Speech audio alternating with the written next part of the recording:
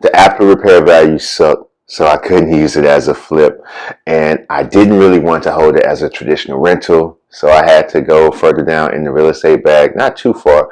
And there is another option out there for you, and it's called contract for deed. Stay tuned. We're going to hop into it in this video.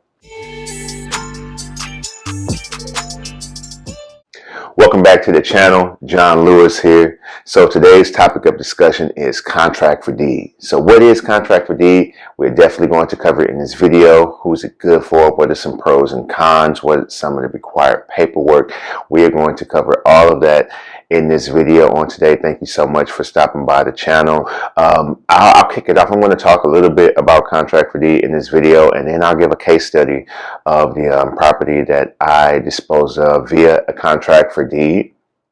So I'll try to flash like the official definition, but I'm going to go ahead and define it in my terms. But contract for deed, it can be an acquisition or disposition strategy. I like it for disposition as opposed to acquisition, but you can do it either or. But yeah, it falls under the owner finance realm. And basically, your buyer does not have to bring all of their funds to the closing table when you all actually close on the property. They're able to pay you off in installments over time. However, the main difference is that the title does not transfer upon them taking possession. The title transfer once the property has been paid for in full. So if they have 84 payments at $750, you all don't transfer their title until they have made their very last payment. So I've done some where it's a 15-year term. Theirs will transfer at the end of 15. And I've also done another one who she was a lease option tenant at first, but she couldn't secure financing, so I financed her. And since I had a prior relationship with her, I let her know as long as she upholds her end of the contract, and when she has reached 50% maturity in the note or paid it off 50%, then I'll transfer that deed over to her, and I'll just maintain the lien on the property, and she'll just keep paying me like normal. So it'll all come down to your comfort level, what you're comfortable with. Starting off, I will try to maintain that title just so you can keep control. As you get into some better neighborhoods and working with more qualified buyers as well, then you can also look into transferring the title. So that is my long definition of contract for deed. But as I mentioned, I'll blast it on the screen here as well. So we are also going to talk about some of the pros and cons of contract for deed, as well as who's it good for and the required paperwork. All right, so let's hop into the paperwork that's I don't want to use the word required, but I would say recommended. You working with your own attorney, sure that you all will have your docs, but I'm going to share some of the docs that I use to execute my contract for deed. And again, this was a disposition or me selling off the property. This is not how I acquired the property. So we do have some forms here. I would always recommend whenever you are entering into a long-term relationship with a tenant buyer that can go over 5, 10, 15 years, I will always recommend to close this out with some type of closing attorney. For our contract for deed, got the receipt right there on the first page. But some of the required paperwork is going to be, they are going to get photos of the IDs of the new tenant buyers. Most attorneys' offices will require your tenant buyers to sign some type of acknowledgement that they're conscious, that they are agreeing to all of the paperwork that they're going to have to sign. And first up is the actual land sales installment contract. It's going to spell out the parties and the property, so who's the buyer, who's the seller. It's going to talk about what's included in the contract for deed. The purchase price is going to be in your contract. The payment of principal, interest, taxes, and insurance, all of that. If you escrow the taxes and insurance, that's going to be inside of your contract for deed as well. Escrow items will be inside. Any charges, liens, late fees, default. What's the process if your buyer defaults? All of that needs to be inside of your contract for deed. This you may also hear referred to as a land installment sale as well. They're interchangeable. You may hear some different terminology in your state than I hear here in St. Louis. Taxes will be included, insurance, will be included. Occupancy will be included inside of the contract for deed. Hazardous substances, parties to perform properly or else face termination. All of that is going to be included in your contract for deed. And the good thing is, this is why you pay an attorney. This isn't for you to draw up. This is for an attorney to draw up. And then you'll have your tenant buyer sign this inside of the attorney's office. Next, my attorney, he actually draws up an amortization schedule as well. That's the most common way that I can think of that you will have your tenant buyers pay you. You may have flat monthly payments as well, but most people will sell their property at an interest rate amortized over a term, 10 years, 15 years, 30 years. I also include a disclosure statement in your state that may be required or may not be required. So check if it's required upon the sale or leasing of a property if a disclosure statement is needed. Basically, you'll just disclose everything you know about that property to that tenant buyer. Cover your end going in. That way you won't have to pay to cover it on the other side. Lead-based paint disclosure is also included. And here's something that I created. And with the contract for deed, it's important, right? Because that deed stays in your name. So you have those lienable utilities, such as the sewer or the water. Those city utilities, oftentimes, if they go unpaid, they can't put a lien on the property. So it's still in your name. So you will want to make sure that that's being paid. So I provide the tenant buyer with the name of the company, the utility company, the address, the email address, as well as the phone number. This way they know everything that they need to go and get transferred over to their name. And if they can't have it in their name, they'll receive a duplicate copy of the bill, and they need to make sure that it's paid every month. So I like to just make it as easy as possible for them so they can never say that they didn't know about something. Definitely recommend drawing up something like that for your tenant buyer. I think that about sums it up. This is just like another lead-based paint packet that we include for them as well. Those are the documents. If it's something that I left off that maybe you include in your contract for deed packets, let me know. But this has worked pretty good for me, and hopefully you can utilize some of it as well. So what are some pros and cons of disposing of a property via a contract for deed? And some of the pros are the seller or the owner, you can maintain some level of control because that deed does still stay in your name. So that's one pro. Also, another pro is that you receive a down payment. It's really, I guess for contract for deed, it's two main profit centers, and that's that down payment up front. It's not a deposit or anything like that. That goes toward the actual purchase price of the home, as well as the monthly cash flow that you receive from holding the property and financing the property. So that would be another pro. Also, PITI, the principal, interest, taxes, and insurance. The taxes and insurance, you can escrow that into their monthly payment, the same way that a lot of our mortgage companies do that with us as well, with our primary residence. Those taxes and insurance, it's escrow to make sure that it's being paid. And it's really not to protect you, but it's to protect that lender. Because if you default on taxes and you put the bank's asset in jeopardy. So the same for me, if I handed over that tax responsibility to my tenant buyer and they default and they don't pay, I'm 3, 4, 5 years down the line, I haven't really been keeping up with it, and they default on it, they put me, the bank's asset, in jeopardy. So to help protect everyone, I just escrow it all into their monthly payment, and they know that it's going to be paid every year. So that's another pro.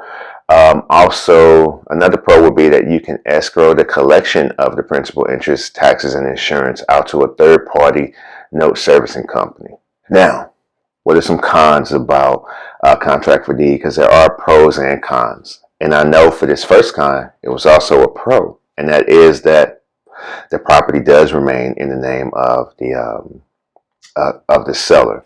So as I mentioned, that can be a pro or a con. I can't turn over the full responsibility. I feel like the full responsibility hasn't been transferred over to that buyer just because the title is, the deed is still in my name, and that ties into the utilities again. That's still the lienable utilities, that is. It's still attached to me, and I have to, I still have to peek in on it every now and then to make sure that it's being paid. And I I have my attorney write up that I have to come out of my pocket for any of those utilities, that it's going to be, that balance will have to be satisfied before I would transfer the deed over to them. It's just like another fee that they will have. I had to pay for something that's their responsibility. Eventually, they're going to have to pay it back. So you have to be. Some companies may even charge you interest on however long it is before you pay them back. Mine is, hey, I pay it, you pay me back as soon as possible, or else I won't transfer the title to you until everything is satisfied. And then what's another con? So we talked about that the deed stays in the seller's name.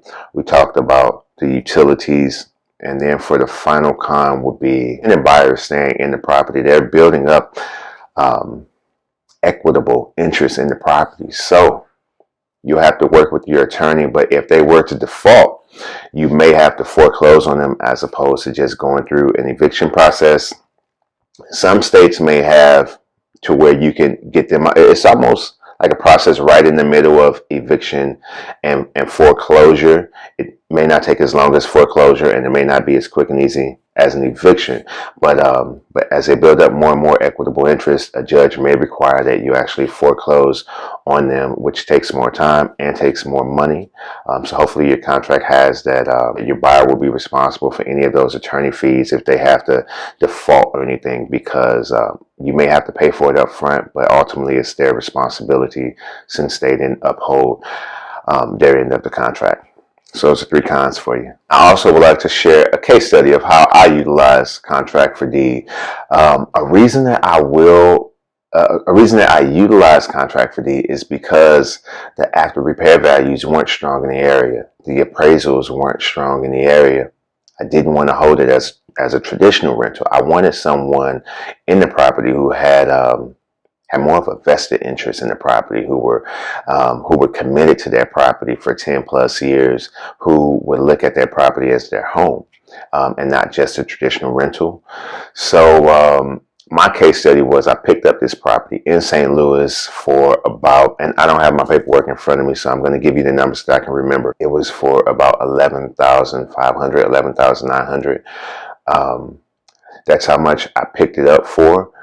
And I put about $7,000 into the property, but as far as holding costs, it ended up all coming up to just under $10,000. So that's what I put in it. We did minor things. We just got it livable. You don't have to go out and over renovate these properties. But here's the tip. All right.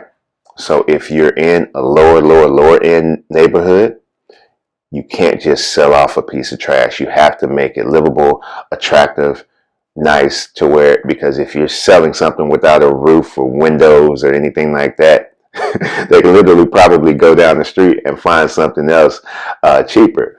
But yeah, you want to make it to where it's livable, because people have to live anywhere. People will live anywhere. So you'll want to make sure that it's livable, it's nice, it's safe, but it's not like state-of-the-art rehabs that you're doing when you're owner financing the property.